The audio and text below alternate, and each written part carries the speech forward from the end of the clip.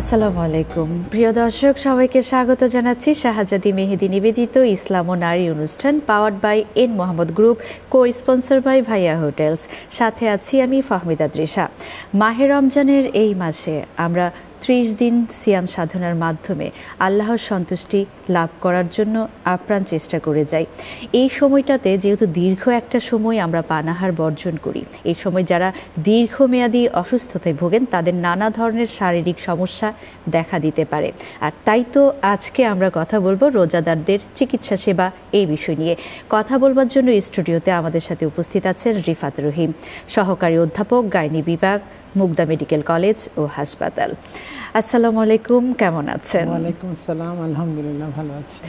আমি একদম প্রথমে আপনার কাছে যেটি জানতে চাই যে অনেক সময় দেখা যাচ্ছে যে রোজার মাসের পরীক্ষা যাদের চলছে, এরা সারাদিন না খেয়ে থাকার ফলে মনে করে যে এদের ব্রেন কাজ করবে না, যেটা পড়বে সেটা ভুলে যাবে। এই কারণে যাদের পরীক্ষা চলে বা সামনে পরীক্ষা, এরা রোজা রাখতে চায় না। এদের জন্য আপনার কি পরামর্শ? বিভিন্নভাবে পরীক্ষায় দেখা গেছে রোজার ব্রেনের যে নিউট্রিশন তার লেভেল কিন্তু আসলে কমে না। যেমন আমাদের ছোটোবেলা আমাদের মা বাবারা বলতো কি, কালকে খুব একটা কঠিন পরীক্ষা আছে, তোমার রোজা রাখলেও চলবে। কিন্তু এটা আসলে রোজা কিন্তু আসলে অভ্যাস। ছোটোবেলা থেকে যদি বাচ্চারা, আমরা যারা বাবা মা আছি, তারা যদি আমাদের বাচ্চারা যখন রোজা রাখার জন্য যাদের ফরজ হয়ে যায়, তখন থেকে ওদের কিন্তু রোজা রাখা অভ্যাস করতে হবে। যারা অভ্যাস নেই সে কিন্তু এটা পারবে না, এটা কিন্তু প্র্যাকটিস। কাজে আমাদের এই জিনিসটা কিন্তু আমাদের সামাজিকভাবে দূর করতে হবে, পরিবার থেকে শুরু করতে হবে। এটা বাচ্চারা তো নিজেরা আনে নাই, এটা ওদের পরিবার থেকে যদি চলে আসে। আমাদের এখন বাচ্চারা কিন্তু রোজা রেখেই পরীক্ষা দেয়, ওরা কিন্তু খুব ভালো রেজাল্টও করে। কাজে এরকম কোনো নাই, মানে এক্সাম্পল বা কোনো দেখা যায় নাই কোনো পরীক্ষা করে যে রোজা রাখার ফলে তার ব্রেনের অ্যাক্টিভিটি কমে গেছে। আমরা কিন্তু সবই কাজই করি রোজা করে, তাই না? কাজে এটা একেবারে ভ্রান্ত ধারণা, এটা থেকে আমাদের বেরোয় আসতে হবে। দীর্ঘমেয়াদী অসুস্থতায় যারা ভোগেন, রোজা রাখলে তাদের কি আসলে শারীরিক জটিলতাটা আরও বাড়ে, বা যারা দীর্ঘমেয়াদী অসুস্থতায় ভুগছেন তাদের জন্য কি কোনো বিধি নিষেধ আছে? এখন এখানে দুটো ভাগে করতে হবে। যেমন একটা আছে যে যেমন ক্রনিক কিছু ডিজিজ, যেমন ডায়াবেটিস, হাইপার টেনশন, তারপর হচ্ছে অ্যাজমার পেশেন্ট আছে, তারা থাইরয়েডের ওষুধ খায়। রোজা একদম রাখা যাবে না এরকম কোনো কিন্তু বলা নাই যে রোজা রাখলে তার ক্ষতি হয়ে যাবে মারাত্মক।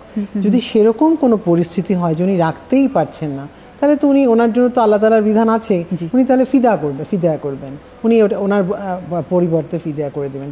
আর যদি সাময়িকভাবে একটা ডায়রিয়া হয়ে গেল বা জ্বর এসে গেল, তখন ওটাকে কাজা করে পরে রাখতে পারবে। অ্যান্ড যেটা বলতে চাচ্ছিলাম যে ডায়াবেটিস যুগে, এটা নিয়ে কিন্তু আমাদের খুব একটা ধারণা আছে, ভ্রান্ত ধারণা আছে যে ডায়াবেটিস রোগী রোজা রাখতে পারবে না। ডায়াবেটিস রোগী রোজা রাখলে কিন্তু আরও রোজা ভালো, তার ডায়াবেটিস কন্ট্রোল থাকে, কারণ ইনসুলিন তো নেওয়া যাবে। ওই যে একটা ধারণা ছিল ইনসুলিন নেওয়া যাবে না, ব্লাড টেস্ট করা যাবে না, আমি তো ব্লাডও টেস্ট করতে পারছি, রোজা নষ্ট হচ্ছে না, আবার আমি তো ইনসুলিন নিতে পারছি, আমি স্টমাকে কোনো কিছু ঢুকাচ্ছি না, তো আমি কোনো খাদ্য নিচ্ছি না, কিন্তু ইনসুলিন আমার এই নর্মাল যে রিলিজ হতো সেটা হচ্ছে না সময় সময়, সেটাকে আমি ত্বরান্বিত করছি নিয়ে, এটা তো আমার একটা অসুস্থতা। এইটুকু কিন্তু করা যাবে। কাজে ইনসুলিনও নেওয়া যাবে, ব্লাড টেস্টও যেহেতু করা যাবে, তো ওনারা রোজা রাখতে হবে। যদি জীবন ঝুঁকি হয়ে যায় সেই ক্ষেত্রে তো আল্লাহর বিধান আছে। অনেকেই দেখা যাচ্ছে যে রোজা রাখছে না, তাদের অজুহাত হচ্ছে যে আমার প্রচুর পরিমাণে গ্যাস্ট্রিক, আমার বুক জ্বালা পোড়া করে, আমার এই ধরনের সমস্যা হয়, পেট ব্যথা করে, এর জন্য রোজা রাখতে চায় না। সো তাদের জন্য পরামর্শ এবং কোন ধরনের খাবার সাহারি বা ইফতারে গ্রহণ করলে তারা আসলে এই গ্যাস্ট্রিক বা আলসার জনিত সমস্যা থেকে রোজার মাসে সুস্থ থাকবে? নবীজির ওই কথাটা ফলো করি, অর্ধেক পেট খাবো, অর্ধেক 1/3 খাবো, 1/3 পানি খাবো আর 1/3 খালি রাখবো। তাহলে কিন্তু একদম এই যে খাওয়ার পরে যে একটা অস্থিরতা, অ্যাসিডিটি, আমার তো মানে শ্বাস নিতেই কষ্ট হয়, ডায়াফ্রামের মুভমেন্টেই প্রবলেম হয়ে যায়, এমন ভরপেট খাওয়া হয়।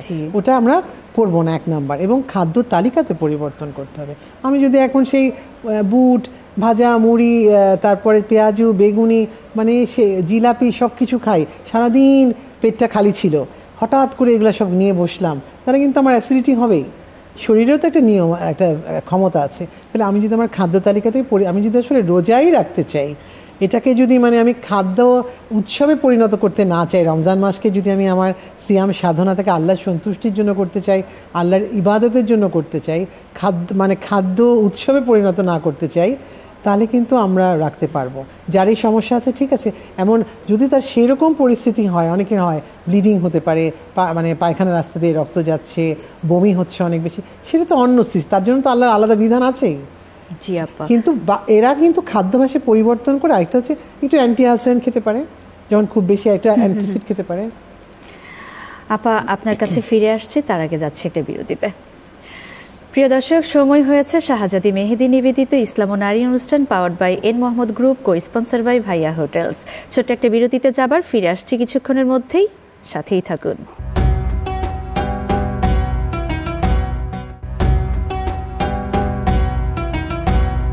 বিরতির পর সবাইকে আরও একবার স্বাগত জানাচ্ছি শাহজাদি মেহেদি নিবেদিত ইসলাম ও নারী অনুষ্ঠান। প্রিয় দর্শক, আজকে আমরা কথা বলছি রোজাদারদের চিকিৎসা সেবা নিয়ে। আপা, রমজান মাসে যেটা দেখা যায় যে আসলে সারাদিনের পানির ঘাটতি পূরণ করার জন্য আমাদের পানি খাওয়া উচিত ইফতার থেকে শুরু করে সাহারি পর্যন্ত সময়টাতে, কিন্তু বেশিরভাগ ক্ষেত্রেই দেখা যায় যে অনেকে সাহারিতে এত পরিমাণে পানি খাচ্ছে যে তার স্টোমাক ফুল হয়ে যাচ্ছে পানি দিয়ে। এই একটা নির্দিষ্ট সময়ে এত পরিমাণে পানি একসাথে খাওয়া, এটার কি কোনো স্বাস্থ্য ঝুঁকি রয়েছে? মানে স্বাস্থ্য ঝুঁকি মানে কি, রুগী তো মানে যিনি রোজাদার উনি নিজেই তো খুব কষ্টে ভুগবেন, তো শ্বাসই নিতে পারবেন, ওনার ডায়াফ্রাম মুভমেন্টই তো করবেন একদম পুরা স্টমাক ফুল। আমি যদি 1/3 খালি রাখার কথা, আমি মানে উপরের 1/3 খালি রাখেন, তা ওটাও ভরে ফেলেছি, তাহলে তার কি, তার তো জটিল একটা সিচুয়েশন হবে। এটা তার সেলফ ক্রিয়েটেড। আমি যদি নবীজির সুন্নাহ ফলো করি তাহলে তো আমার এটা হচ্ছে না। আমি কেন, আমি 8 থেকে 10 গ্লাস পানি আমি ভাগ করে খাই না কেন? আমি তো যে কথাটা বারবার বলছিলাম না, একটু একই খাওয়া খাবো, খালি একটু শিডিউলটা চেঞ্জ করব, ভাগ করে খাবো। মানে একবারে আমরা যখন সাহারিতে প্রচুর পানি খাই, এটিকে আমাদের কিডনিতে কোনো প্রভাব ফেলে? সেরকম না, আমার তো ঘুমেও ব্যাঘাত হচ্ছে। আমি বারবার ওভার হাইড্রেশন কোনো কিছু কিন্তু বেশির দরকার নাই। মানে বারবার আমার একটা পেশাবের বেগ হচ্ছে, ঘুম নষ্ট হচ্ছে, আমার ইবাদত নষ্ট হচ্ছে, আমি আবার একটা কেমন দম বন্ধকর পরিস্থিতি হয়, মনে হয় যেন বমি হয়ে যাবে, এরকমও হয়তো। কাজে ওরকম না যে একদম পানি খেয়ে ভালো করে পানি খেয়ে যে আমার ওই চিন্তায় মাথায় আয়, তোমার রহমতের মাস, আমি রিশিডিউল করে এভাবেই খাবো, আল্লাহর রহমতেই। আমি তো বাদ দিচ্ছি না কোনো কিছু, আমি 10 গ্লাসই তো খাচ্ছি, হিসাব করে খাচ্ছি সারাদিনে। আপনার দীর্ঘমেয়াদী রোগে যারা ভোগেন এবং যাদেরকে হচ্ছে প্রতি মাসেই দেখা যাচ্ছে যে ডাক্তারের ফলো আপের জন্য ডাক্তারের কাছে যেতে হয়, কিন্তু এই ধরনের রোগী যারা আছেন তারা রোজার মাসে ডাক্তারের কাছে যেতে চান না, তাদের কি পরামর্শ দিবেন? যাদের ডায়াবেটিস আছে, প্রেশার আছে বা অন্য কোনো রোগ আছে, এনারা যদি একটু রোজার আগে ডাক্তারের শরণাপন্ন হতেন, রোজার সময় লাগলে তো যেতেই হবে। আর যদি এরকম হয় যে রমজানের আগে আমি একটু প্ল্যান করে নিলাম, আমি কিন্তু বারবারই খেয়াল করবেন খুব প্ল্যানিংয়ের উপর জোর দিচ্ছি, আমরা সবাই মিলে একটু প্ল্যান করব, একটু রিশিডিউল করব, একবার নতুন করে। মানে আমার তো সুস্থ থাকার আসল উদ্দেশ্য, আল্লাহর সন্তুষ্টি আসল উদ্দেশ্য, আমি সিয়াম পালন করব। এখন এইটাকে করার জন্য, আমাকে সুস্থ থাকার জন্য আমার যা যা করতে আমি করবো। আমি এখন আগে একটু গেলাম ডাক্তারের কাছে, আগে গিয়ে আমার ইনসুলিনের ডোজটা আমি দেখে নিলাম যে আমার ব্লাড সুগারটা কেমন আছে, ডাক্তার যদি কোনো এক্সট্রা কিছু অ্যাড করতে চায় করলো। কোনো মুখে যদি কেউ ওষুধ খেত, ইনসুলিনের সবাই নেবে তা তো না, মুখের ওষুধটা সে কখন খাবে, কি ডোজে খাবে, আবার একটু ব্লাড সুগারটা দেখে নিল।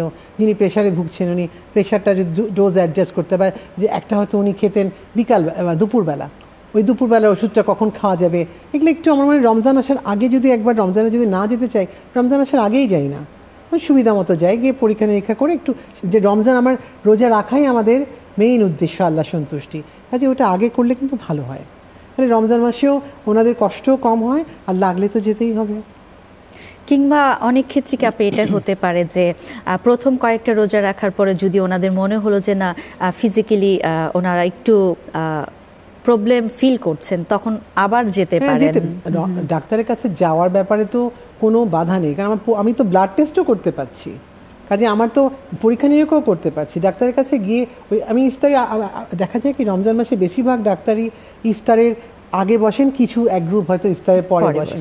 সবাই কিন্তু মুসলমান একটা চিন্তা, সব ডাক্তার নিজেও তো ইফতার করবেন, কিছু হয়তো ব্যতিক্রম আছে, কিন্তু বেশিরভাগ ক্ষেত্রে কিন্তু এমন হয় যে ইফতারে একটা গ্যাপ থাকবে, আর প্রতি 30 দিনের মধ্যে একদিনই না হয়তো একটু উল্টাপাল্টা হলো, বাকি 29 দিন তো ঠিক আছে। এই যে আপনি পরীক্ষা নিরীক্ষার কথা বললেন, অনেকেই আছে রমজান মাসে, বিশেষ করে আলট্রাসোনোগ্রাম টাইপ এই ধরনের যে কিছু পরীক্ষা নিরীক্ষা আছে, এন্ডোস্কোপি, এই ধরনের পরীক্ষা নিরীক্ষাগুলো অনেকেই রমজান মাসে অ্যাভয়েড করতে চান, তাদের জন্য পরামর্শ কি? এখন একটা হয় কি, প্রেগনেন্সিতে অনেক সময় মানে যখন আর্লি প্রেগনেন্সি হয় তখন পেশাবের চাপ লাগে, ওইটা একটা কারণ হতে পারে যে আমার পেশাবের চাপ তো থাকছে না, বাচ্চার এটা দেখতে পারবে না, ওটা তখন ইফতারের পরে করতে হতে পারে। কিন্তু রোজা রেখে আলট্রাসাউন্ড করা যাবে না এরকম কিছু না, এন্ডোস্কোপিও করা যাবে। শুধু এন্ডোস্কোপিতে আমি কিছু স্টমাকে কিছু দেব না, আমি তার চিকিৎসা পারপাসে দেখে দিচ্ছি, তার রোগটা নির্ণয় করে দিচ্ছি, কোনো সমস্যা নাই। আসতেই পারেন ওনারা, এই ভ্রান্ত ধারণা থেকে আমাদের বেরিয়ে আসতে হবে। একদমই তাই আপা। আরো বিস্তারিত জানবো, নিচ্ছে আরেকটি বিরতি। প্রিয় দর্শক, সময় হয়েছে শাহজাদি মেহেদি নিবেদিত ইসলাম ও নারী অনুষ্ঠান powered by N Mohammad group, co sponsor by Bhaiya hotels. অনুষ্ঠান থেকে ছোট্ট একটি বিরতিতে যাবার, ফিরে আসছি কিছুক্ষণের মধ্যেই, সাথেই থাকুন।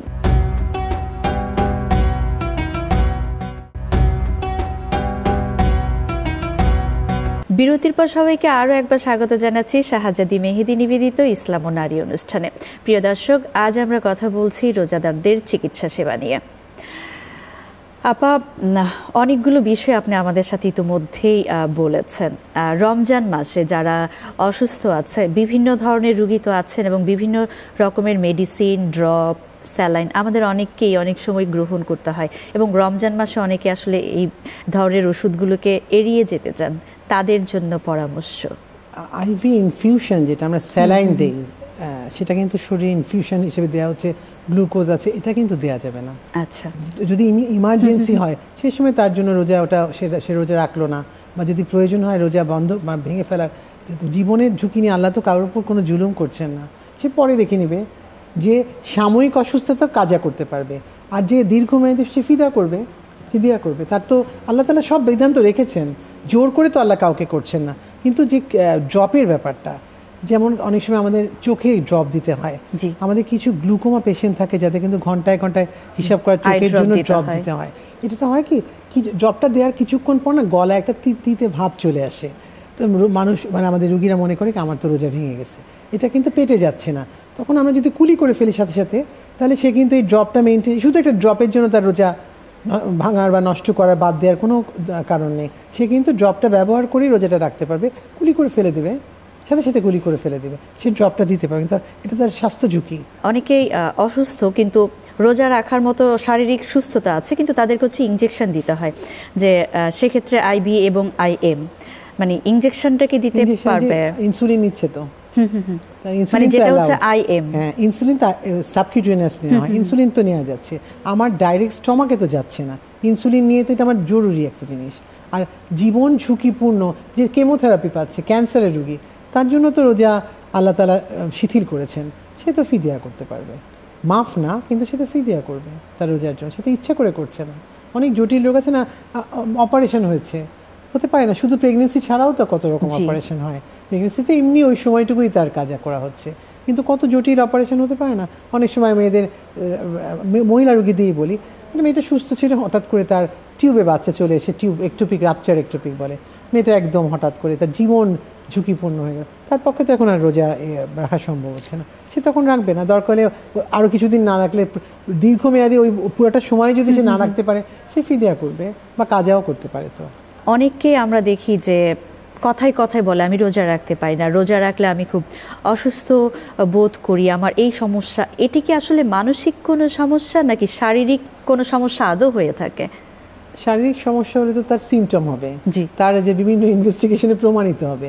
এটা হয় কি বেশিরভাগই আসলে আমাদের প্র্যাকটিস, যে কোনো বয়সী যে কেউ নিজেদের অভ্যাসটা যদি পরিবর্তন করে এবং ছোট থেকে যদি রোজা রাখার অভ্যাস গড়ে তোলে, তাহলে আসলে রোজা রাখাটা সহজ। অভ্যাস করতেই হবে, এটা ফরজ তো, আল্লাহ নির্দেশ, আমাদের তো করতেই হবে, রোজা রাখতে মানে ফরজ হলে তো রাখতেই হবে। আমাদের দেশে আমরা দেখি যে নারীদের অনেকেরই হচ্ছে বয়স যত বাড়তে থাকে তাদের হচ্ছে জটিলতাগুলো তত বাড়ে, কিন্তু যারা হচ্ছেন রোজা রাখতে খুব ভালোবাসেন, তারা আসলে একদম মানে শারীরিকভাবে অনেক বেশি অসুস্থ থাকলেও তারা রোজা কখনো ছাড়তে চান না, তাদের জন্য একটু পরামর্শ, বা বিশেষ করে যাদের হচ্ছে আপা হাড় ক্ষয় হয়ে যায়, হাঁটু ব্যথা, মেরুদণ্ডের সমস্যা, এদের জন্য একটু পরামর্শ। ধন্যবাদ। হাড় ক্ষয় হয়ে যায় বা অন্য কোনো যেটাতে তার জীবনের ঝুঁকি নেই, তাতে কিন্তু অতিরিক্ত বয়োজ্যেষ্ঠ 90-এর উপর বয়স হয়ে গেছে, তার জন্য কিন্তু রোজাটা একদম সে কিন্তু ফিদিয়া, রোজা মাফ না, কিন্তু সে তো কিন্তু ফিদিয়া করতে পারে, যে পারছেই না, তাকে তো জোর করে জুলুম করে করার দরকার নাই তার শরীরের উপরে। কিন্তু মেনোপজাল মহিলা যারা তারা যদি একটু খাদ্য তালিকাটা পরিবর্তন করে, আগে থেকে করতে হবে, এক রমজান মাসে তার হবে না। সেই ক্ষেত্রে রমজান মাসে শুধু রোজা রাখার জন্য তো তার হাড়ের ক্ষয় বাড়বে না। তাকে সে তো যেটা দুপুরবেলা যে ওষুধটা খেত বা যেই দইটা খেত সেটা খাক না সেহরিতে, সমস্যা নাই তো। যে দুধটা সে সকালে খেত সেটা ইফতারের সময় খাক, তার সুবিধা করে খাক। কাজে এরকম নাই যে সে যদি পারে, তার যদি মানে ভয়ঙ্কর কোনো জীবনের ঝুঁকি না হয়, তাহলে কেন সে রোজা ছাড়বে? সারাদিন রোজা রাখার পরে আমরা ইফতারে আনহেলদি খাবার তো খাই এবং অনেক বেশি খাবার খেয়ে ফেলি, যেটার কারণে দেখা যাচ্ছে যে হয় আমরা রাতে খাচ্ছি না খেয়ে আমরা একেবারে অনেকেই সাহারিতে খাচ্ছি। রোজার মাসে সুস্থ থাকার জন্য আসলে ইফতার থেকে সাহারি পর্যন্ত আমাদের খাদ্যের পরিপূর্ণ যে পুষ্টির তালিকা আছে সেটা মেনে চলার জন্য আমাদের আসলে কতটুকু পরিমাণ এবং কখন কখন সেটা কিভাবে খাওয়া উচিত? যে আমার সারাদিনে 2000 থেকে 2200 ক্যালোরি আসলে কিসের মধ্যে কোনটায় বেশি আছে, আমি তো আর ক্যালোরি মেপে ওজন যন্ত্রে দিয়ে করতে পারবো না, এটা সম্ভব না। কিন্তু আমাদের একটা ধারণা তো আছে যে আমি 1 কাপ ভাতে কতটুকু আছে, রুটিতে আলু, যেগুলো কার্বোহাইড্রেট আমাকে নিতেই হবে। আমি তো ভাত খেলাম, একটা নির্দিষ্ট ভাতও কিন্তু আমরা অনেক পরিমাণে খাবো না। ওই ভাজা পোড়াগুলো আমাদের এই সিস্টেম থেকে আমাদের বেরিয়ে আসতে হবে, তাহলে কিন্তু আমাদের রোজা অনেক ইজি হবে, অনেক জটিলতাও আমাদের কমবে, আমরা এই আলসার এই অ্যাসিডিটি থেকে অনেক মুক্তি পাবো ইনশাআল্লাহ। অসংখ্য ধন্যবাদ আপা আপনাকে আমাদেরকে সময় দেওয়ার জন্য। অনেক ধন্যবাদ আমাকে। এবং প্রিয় দর্শক, এই রমজানে একবারে পেট ভরে অনেক খাবার খেয়ে অসুস্থ হওয়ার চেয়ে পরিমিত খাবার গ্রহণ করি। খাবার অপচয় করা একদমই উচিত না, যেটিকে ইসলাম কখনোই সমর্থন করে না। আজকের মতো বিদায় নিচ্ছি। শাহজাদি মেহেদি নিবেদিত ইসলাম ও নারী অনুষ্ঠান powered by N Mohammad group, co sponsor by Bhaiya hotels. আমি ফাহমিদা তৃষা। দেখা হবে পরবর্তী আয়োজনে নতুন কোনো অতিথিকে সাথে নিয়ে। সে পর্যন্ত সবাই ভালো থাকুন, সুস্থ থাকুন। আল্লাহ হাফেজ।